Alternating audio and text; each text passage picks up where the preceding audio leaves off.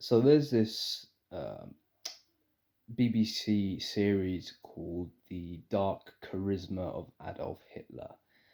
And I found it a really funny series or a funny episode because it's a very truthful thing, and it's also a very funny way in which they documented the rise of Hitler. I'm a bit of a weird guy. I'm an absurdist, so I find stupid things funny. So excuse my sense of humor. But the main takeaway I took away from not only that episode or that movie series, but also there's a German movie called Er ist wieder da, which basically means he is back again. It's about Hitler coming into the 20. He comes back from the 20. What am I saying? He comes back from 1945 to the 21st century in like a Terminator style time travel bubble thingy. It's a mockumentary. It's not real. It's obviously fake and everything, but it's a good way of testing a little bit of a variable about what would it be like for Hitler to return to the 21st century. And what's really funny is you got a guy who's dressed as Hitler, the mass murderer of the 20th century. He's dressed like him. He's got the hair. He's got the moustache. He's got the clothes. He's got the mannerisms. He talks like him. But the thing is, he's a very, very likable guy. He's a very likable guy. He's a guy that you would want to talk to. He's a guy that if you met him at a bar, you'd definitely be captivated by him and you'd listen to him. You would definitely want to drink with him. You definitely want him as your mate, probably, because he just has a very likable vibe. And what do we call this likable vibe thingy? We call this charisma. So charisma is the number one thing that basically was Hitler's weapon. I mean, I wrote an essay about this many, many, many years ago now, about Hitler's rise to power was the main importance to why the Nazis actually were in power. Without Hitler, there would be no Nazi party because Hitler was a god. He had a magical aura where he just had charisma, but he had such powerful charisma that it doesn't matter what his real ideas were, it doesn't matter what his true ideology was, he could captivate anyone. Okay, and he captivated the entirety of the German people. So charisma is the most dangerous thing that anyone could possibly have because charisma has the ability to mesmerize and captivate the target audience. And it's very important to see this in not only the modern age, but in people that we associate ourselves with as well, because charisma does not mean that the person is a good person. Charisma does not mean that the person that you're associating yourself with is a morally sound character. Okay? Charisma does not mean that what the person is saying is even factual, is even reality, is even truth. Because charisma is a vibe. It's a it's I don't know what word to use to describe it, but it's an aura, it's a vibration, it's eloquence combined with likability. It's impression management, okay? And it's a combination of 1,000 different things. But the thing is, charisma is one of the most used weapons of leaders, of people in power, of criminals, sociopaths, psychopaths, of anyone basically who wants to do harm or has some sort of malice of intent towards people. Because they know that charisma is essentially something that is developed through within, um, with the intent of mesmerizing the audience, with the intent of mesmerizing the person who is at the receiving end.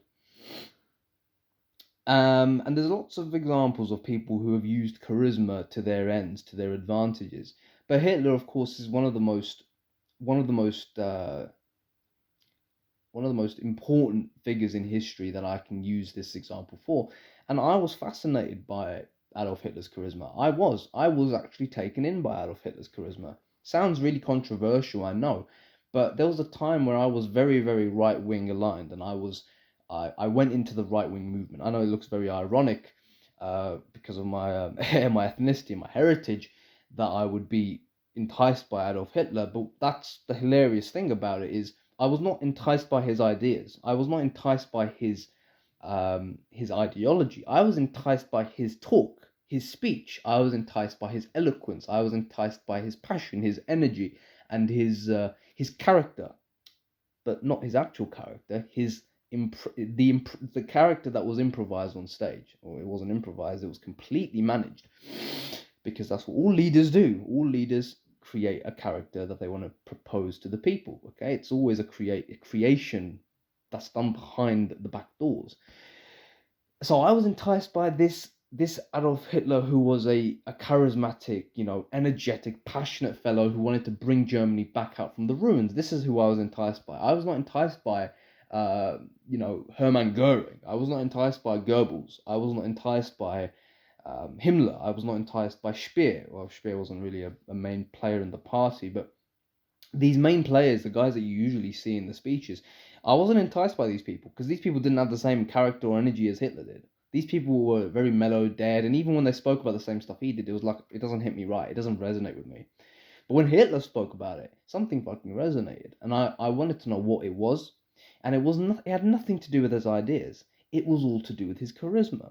So I was taken in by his charisma, and I'm a guy from the 21st century, who's not white, who is not German, who is not even ethnically Central European, and yet I was basically saying that the Germans were right in World War II, even though they had committed massive atrocities, even though they went to war against the entire world. And it's really funny of the kind of justifications I gave as to why they were right. I gave proper historical arguments, even though I was literally arguing for murder.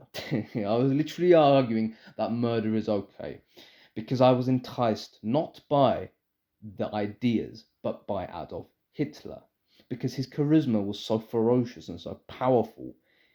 It enticed a boy who had low self-esteem at this time, by the way, which is another topic, but it's basically why he was able to entice anyone. It's why charisma is so seductive in the first place, because charisma primarily works on those with low self-esteem or low self-worth.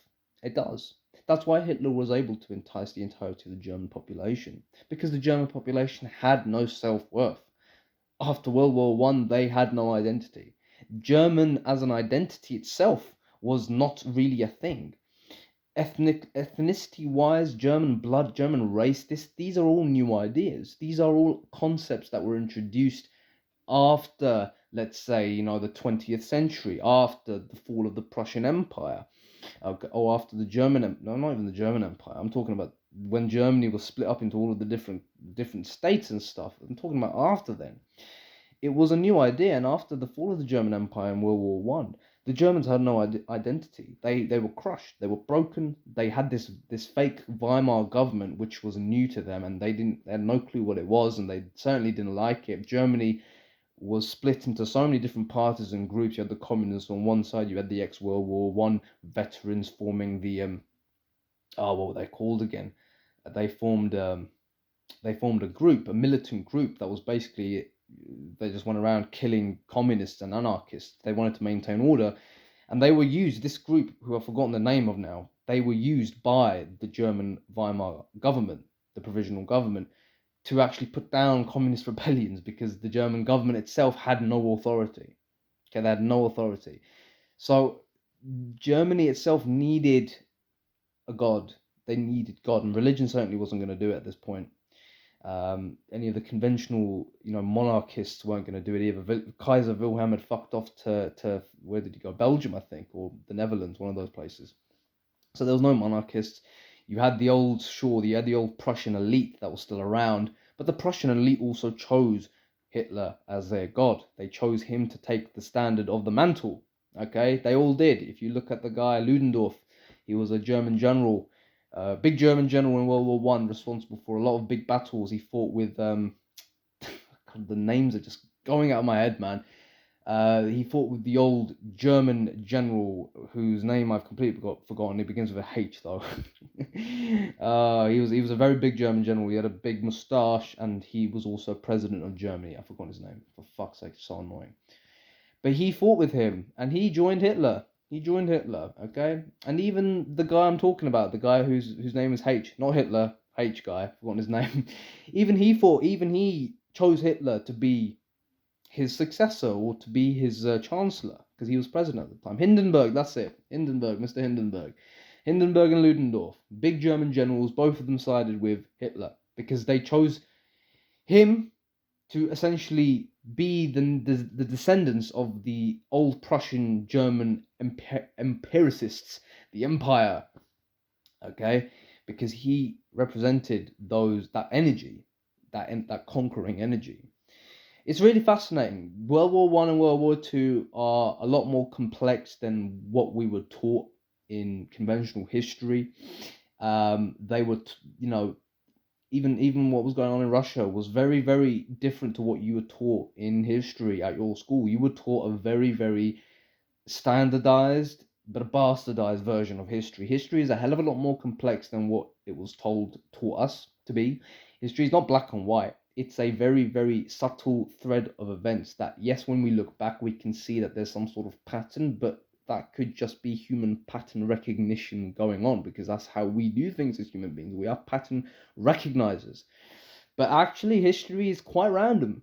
And it is quite fucking random. It just happens, really. We can put, pointers and causes to certain things, but whilst it's happening in the present moment, we can't dictate and control the course of events. We can't. We might know where they may be heading, and we might be able to prevent it at certain points, but really when it comes down to actually preventing the big bad things from happening, I don't think we can do that, man. But what we can do is we can control ourselves. That's what we can always do. We can always control ourselves, and we can always take a moment to take a deep breath and actually think, not about what's going to happen if I do this thing or what's not going to happen, but am I even present at the present moment? I'm going off topic now. Point is, charisma is dangerous. I was going off on tangents. Charisma is pretty dangerous, but if you can develop it, you can use it for a very, very, very good thing. You can use it for good purposes, okay? But that's going to be the video anyway. Hope you enjoyed it. I'll see you in the next one.